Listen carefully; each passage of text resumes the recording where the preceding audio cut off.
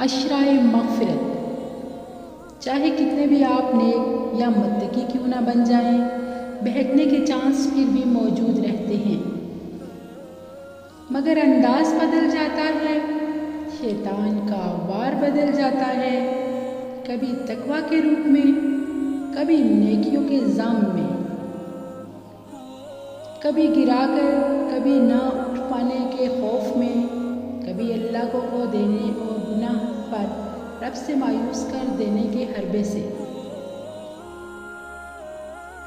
مگر یاد رکھیے، شیطان کی جیت اس دن تک نہیں ہو سکتی جب تک آپ خود ہار مان کر رجوع کرنا ترک نہ کر دیں۔ بس لوٹنے میں دیر مت کیجیے گا۔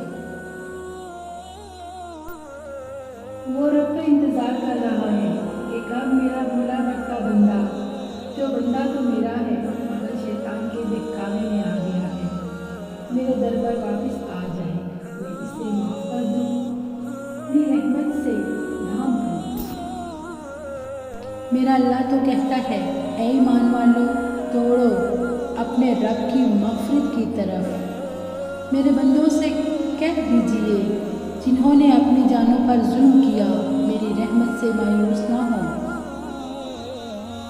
تمہیں اپنے رب کریم سے کس چیز نے دھوکے میں ڈال رکھا ہے؟